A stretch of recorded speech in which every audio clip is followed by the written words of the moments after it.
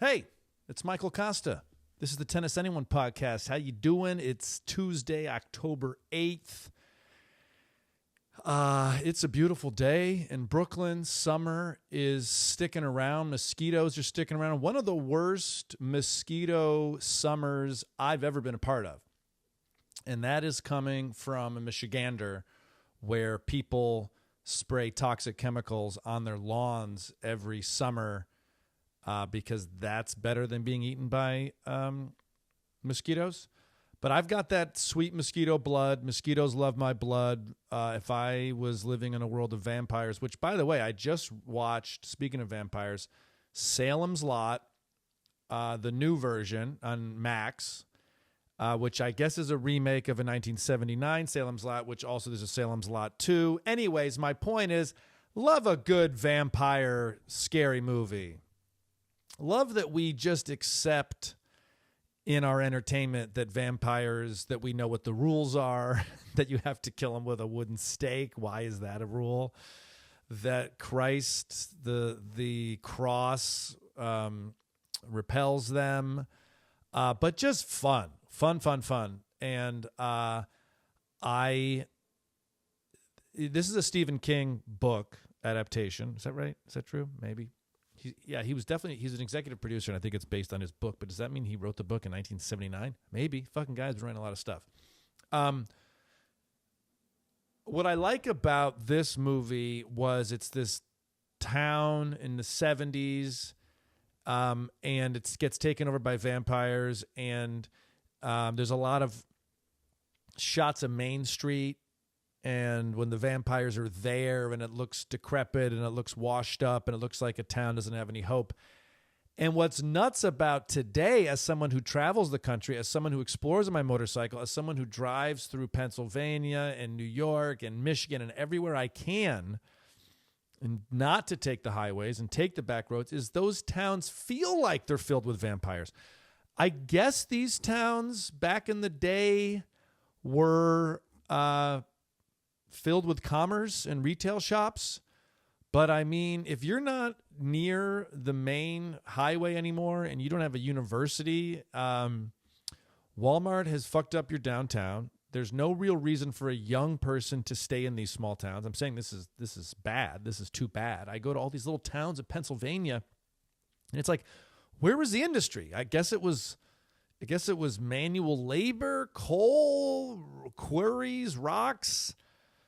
And so it was nice to see this film say, hey, this small town is no good because it's filled with vampires, but also it's not that much different from any small town just now, the way that it is. Hey, we're on YouTube. Thank you for listening that way. Thank you for subscribing. I'm noticing a lot of uptick of many of you on YouTube. It's very much appreciated. Why did it take me so long? It's one of those things like, in my apartment, I had a Wi-Fi extender. So I had the main Wi-Fi and then I had the extender. And the extender gives you a separate signal. So at any time I'd be like in the front of my house, in the back of my house, I'd have to switch the Wi-Fis. You know what I'm talking about? This is like watching TV in bed is much different than up front. It's different Wi-Fi. If my phone goes left and right, if I'm on the phone talking, it's all screwy. It was like this for 4 years. I just recently switched it to a mesh system. And I can't tell you how much better my life is. It's like that Brian Regan joke when you finally get your new glasses and you're like, why did I wait so long to see the world more clearly? Life is much better now. This should have been a priority. So it should have been a priority for me. Now I just walk around my apartment house and it's all on the same Wi-Fi. And I feel like a badass that I fixed that. It took me 4 years. How did we get on this? Because I'd rather get to the destination late than never get there at all. But I finally got to YouTube for this podcast. Now, my YouTube is a shit show, a mess of clips, comedians that I would consider similar level to me, far surpass me on YouTube. I don't post a ton of stand-up, But I'm convinced that my YouTube is screwy because I was like the 6th account ever made, and then I didn't use it for 10 years. Anyways, thank you for listening on YouTube. Thank you for sharing with your friends. Thank you for your notes about the back. I do appreciate that. I will give you some updates, not that you asked, but my back is doing better. My 4-pronged strategy, which is before I even get out of bed, I do a certain amount of stretches, so I don't even stand up unless my back and sides and obliques feel warm or at least stretched. I am doing an inversion table on my roof in Brooklyn that I am certain my neighbors see. I don't give a shit. It feels good. I think it's helping. I'm using a Theragun on my body throughout the day. And then the 4th one, which is proven to be more difficult because getting a space in the studio, it's booked up, but I did Pilates this weekend on the reformer. Man, did my torso and core and there was one thing I did on the table where I kind of laid back with these 2 shoulder straps on and I pushed as if it was like a squat. I felt the lower part of my back fill with blood. It felt like my lower back was a lung and it was being breathed into. I felt something I haven't felt in a long time, which was my back became flush with nutrients. I don't know what the fuck happened, but it felt good, and it felt good all day. So everyone I talk to says Pilates, Pilates, Pilates. You're never going to fix your spine, but you fix the supporting characters. And isn't that what life is all about? It's like, hey, you're never going to fix Kosta's brain, but let's just put people in his life that make his weaknesses not as obvious. I don't know. Is that what a spouse is? Is that what a partner is, maybe? Is that what a good coworker is, a business partner? I think we need to always work on improving ourselves physically, emotionally, mentally. But there are certain people in our lives that help mitigate our weaknesses. And I think that's what a good partner does. You know, besides the romantic part, a good partner. Yeah, have we talked about acceptance on here? Acceptance is tough, isn't it? As I've gotten older, a friend said to me in passing, you know, relationship starts with romance and attraction, but it as it prolongs, it turns into acceptance. And I initially thought that was maybe a little bit negative, but as I sit on it, I think it's almost more beautiful because it's like, and by the way, this can be your husband, wife, this can be your business partner, this can be a coworker, this can be your boss. Although I would argue with your boss, acceptance is there from the beginning because you have to. Acceptance is something that is challenging. It's letting go. It's saying this is what it is. This is what the person is.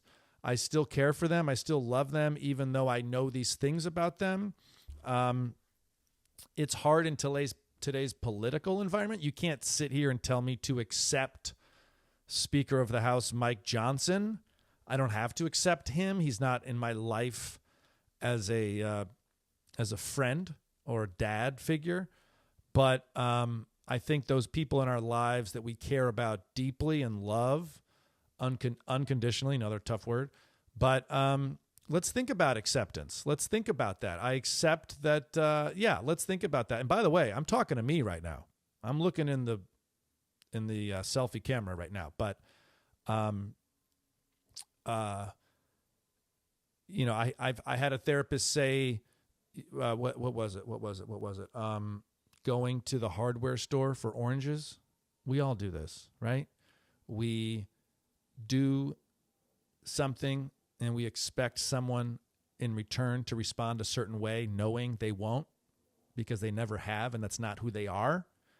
and we keep going to the hardware store trying to buy oranges. It's this funny.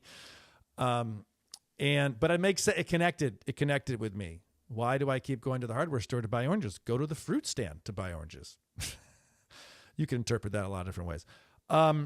I want to take a moment and just say, I'll talk a little bit about the Daily Show last week hosting and my guests, as I usually do. People seem to like that. I like that too. But while we are in October 8th, the election is 4 weeks away. You still have time to register to vote. Register vote.org. Let me just do it right now so I don't fuck it up. Is it vote? Well, let me just Google register to vote. Oh, I'm not doing a good job typing because I feel the pressure. Vote.org, vote.gov, register to vote in your state, vote.gov. Okay? Vote.gov. That is the unsponsored link, vote.gov. Do it. Do it now. Another thing that's really interesting, Jon Stewart yesterday had the guest, the creator of PolitiFact, and he said something that's really interesting, and I've visited PolitiFact over the years, but he said, we created this website for citizens, voters, who were curious about a candidate or a subject, and I like that. I like that. They're curious. I know about you. I watch some of these debates, and politicians say things, and it's like, is that true? Well, PolitiFact, they don't sponsor this, by the way. PolitiFact, you go there, it says stand up for the facts. I like that. I like that.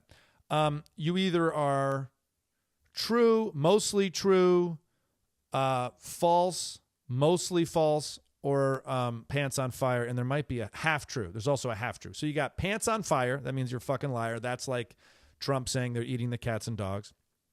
You have false. Here's an example by Eric Hovde. I don't know who that is, but he tweeted, FEMA is out of money and doesn't have money to transfer to those people affected by the hurricane. That was a tweet. You go there, PolitiFact says that is false. It's their truth-o-meter. Here's a half-true by the New Hampshire Democratic Party. When New Hampshire gubernatorial nominee Kelly Ayotte served on two companies' boards, one laid off 18,000 workers, and the other laid off 1,200 American workers moving jobs overseas. That's giving you a half-true, and then you can read more about that and what that means. This is helpful. This is good. I realize 10% of Americans, only 10%, only 1% will even go here, but it's important to realize, and this ties into my Wednesday guest, Jelani Cobb, last week, who's a professor of journalism, dean of journalism at Columbia University. There are really good journalists out there. There are people working really hard to make sure we have the facts. And PolitiFact is one of them. Jelani Cobb, Wednesday's guest, talked about have your news media diet, treat it like a diet. You can have some junk food. Your junk food is going to be your YouTube opinion. It's going to be some of your TikTok, but you also got to eat healthy. You got to go to not-for-profits. You got to go to, he said, legacy channels. I'm not 100% sure what that means. But treat it like a diet. Don't just eat junk food. Don't just go to TikTok. Because I'm like, look, I go to TikTok and I get brain rot. And he's like, that's okay. Go there a little every once in a while. You're enjoying that. But also go to PolitiFact. Go to a more established source that follows journalistic protocol. That's one thing that was so important about Jelani Cobb's interview. What he talked about is how much news doesn't get published, doesn't make it, because it doesn't pass the rigorous tests of journalism. If something doesn't check out, if you fact check a quote or a statement by someone you interviewed and it doesn't pass the test, you can't publish it. You don't publish it. I honestly feel like if we taught more journalism protocols, fact-checking protocols, media literacy. I was very proud when I went down to Florida to interview the guy who banned all the books. I was at a library, and there was this huge banner up that's like media literacy. What are you reading? Questions to ask. What is the website? Is it a .com? Is it a .gov? Is it a .org? And I had all this whole like decision tree for everybody in the library. This was mostly focused towards kids to make the decision themselves if this was trustworthy or not. Guess what, everybody? We can't just sit back and hope it's done for us. It's the same with financial literacy. It's the same with nutritional literacy, if that's even a phrase. We need to be paying attention. We need to be paying attention to what you're buying. Why did you just buy a plastic water bottle of water? Come up with a solution that is not a plastic bottle. We just need to be engaged and active in our life and in our society. So PolitiFact, check it out. Go there. You'll have some fun. And by the way, it's not all hate on the right, okay? It hates a lot on the right because there's a lot of lies that come from the right. And as the creator said of PolitiFact, he said they're better at lying than the left. But let me just click, let's go to Kamala Harris. Kamala Harris scorecard. She's got 16% false. She's got 0% pants on fire. She's got 25% mostly false. Mostly true is the highest at 33%.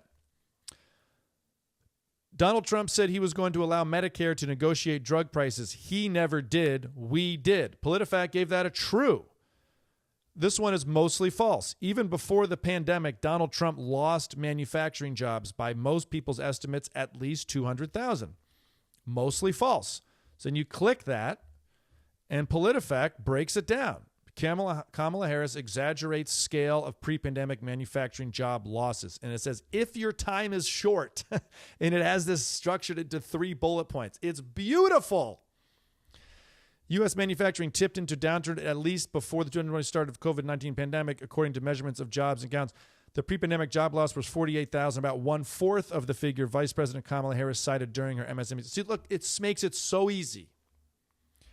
And if we can all agree on what a fact is, then maybe we can have some semblance of a society. Anyways, I am very impressed with PolitiFact. I think it's very cool, and I encourage you to check it out.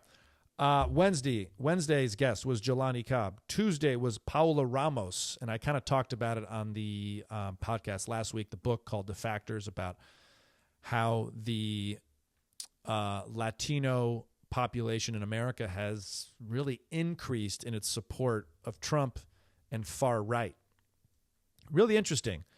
I felt in the interview a little intimidated by the topic. You know, just because you read one book doesn't mean you know what the fuck you're talking about. I keep kicking my camera, which is bad for YouTube videos. God damn it. But good book. Very interesting to learn about the Latino community supporting these authoritarian figures for a variety of reasons. And one of those things that we should be paying attention to. Thursday's guest was a little bit of a lighter lift. It was a chef, a New York City chef named J.J. Johnson, who owns and operates Field Trip. We talked about rice, motherfucker. You like rice? We talked about rice. We showed pictures of rice. He asked me if I washed my rice. I said, no, I don't. Do you wash your rice? And he said, yeah. And then the audience was like, yeah, we do. And I was like, no, you don't. Interesting. Food is always a fascinating topic, and rice, the book he has, which is called The Simple Art of Rice. It's fun to talk about rice. When I went over to Vietnam a few years ago, man, it was cool to watch them harvesting rice. It just seemed so complicated and beautiful and difficult. And, how often do you think about rice? You just grab the rice and you make it. Or it comes in a little container of takeout. It was really cool to just see them and the time it takes. And they had like a fucking oxen pulling this thing in this deep grassy water.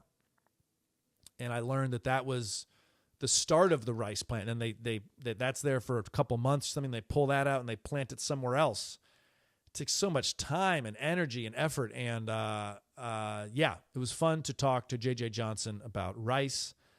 And that's one of the parts of this job that I love, is you start to really see the world and appreciate all the different time, effort, and energy that goes into the things that we just don't even think about and do throughout the day. Also, that can work both ways. Sad, fucked up shit too, like war or misinformation or authoritarian rule. What else? I'll be in Hawaii this week. Well, we will talk tennis, of course. I will be in Hawaii this weekend, Friday and Saturday in Honolulu.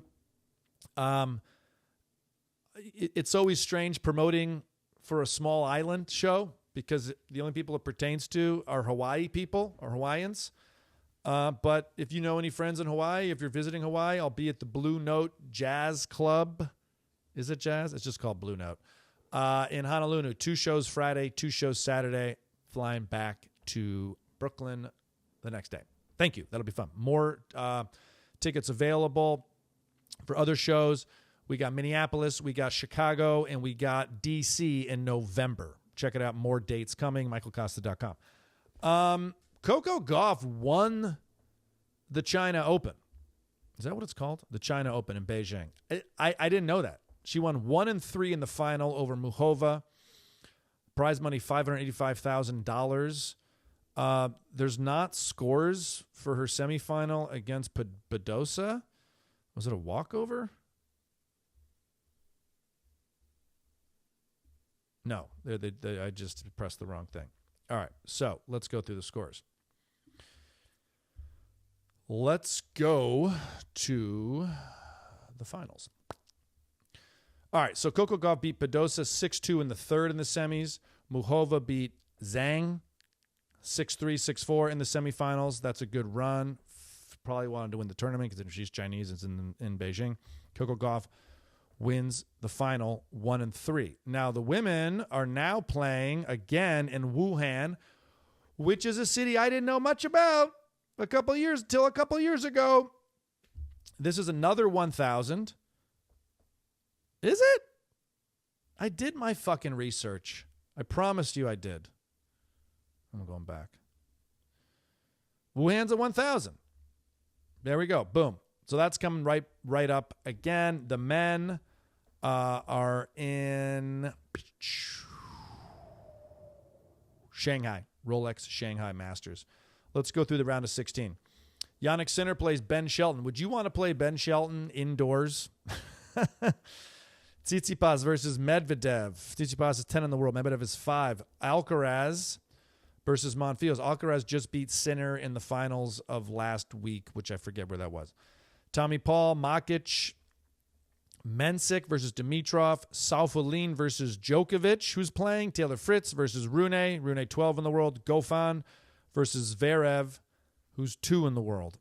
That is the round of 16 Rolex Shanghai Masters. Let's go through the rankings real quick. Yannick Sinner is 1 in the world, 11,000 points. Carlos Alcaraz is 2 in the world with 7,000 points. So Yannick Sinner winning 2 Grand Slams this year, same as Carlos Alcaraz. How could Alcaraz be so... Alcaraz won the French, and he won Wimbledon, and he has 7,000 points. Didn't you get 2,000 for winning? Okay. Then Sasha Zverev. Then Novak Djokovic, who's 4 in the world. Daniil Medvedev, 5. Andrei Rublev, 6. Taylor Fritz, 7. Hubert Urkash, 8. And doesn't it just feel like Hubert Urkash is always 8 in the world? He's always 8. Never goes higher, never goes lower. He always loses in the round of 16, maybe quarterfinals. That's it. He's like Thomas Berdych. Casper Ruud, 9. Grigor Dimitrov, 10. Any surprises here? Tsitsipas, 12. Holger Rune, 14. Ben Shelton, 16. Tiafoe, 17. Musetti, 18. Korda, 19. Alger-Aliassime, 22. Any surprises? Poprin, 24. I would bet on Poprin's stock going up.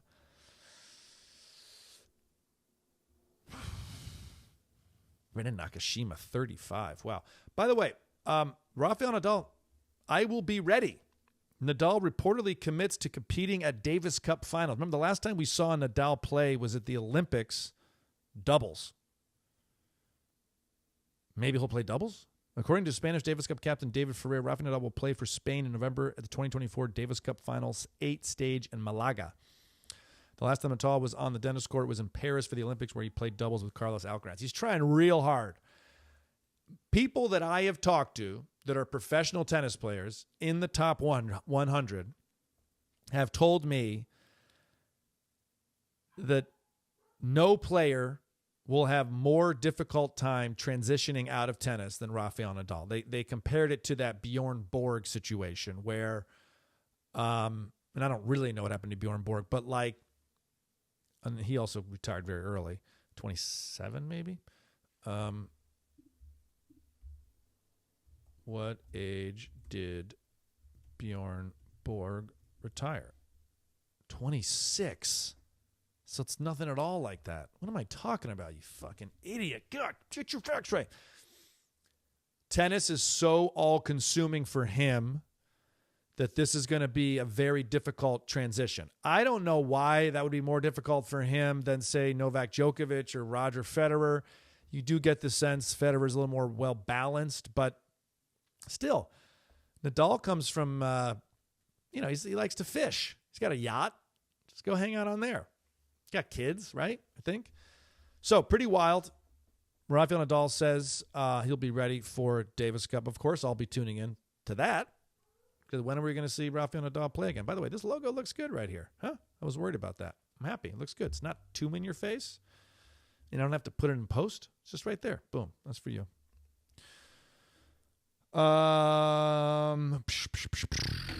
Women's rankings.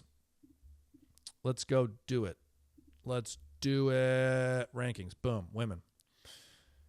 Iga Swiatek still number one. 9,700 points. Sabalenka 2. Jessie Pegula 3. Age 30. It always blows me away that she's 30 because she still feels so new to me. Coco Gauff 4. Especially after winning last week. Rybakina 5. What the fuck is going on with Rybakina? Just feel like she should be 1 in the world. And I realize it sucks to be 5 in the world and have someone say, why are you fucking up? You should be 1 in the world. I would love to have that problem in my life. Paolini 6. Zhang 7. Emma Navarro 8. Danielle Collins 9. Krejcikova 10. I know I promised you that Barbara Krejcikova would get on this podcast. And I can tell you that I am trying.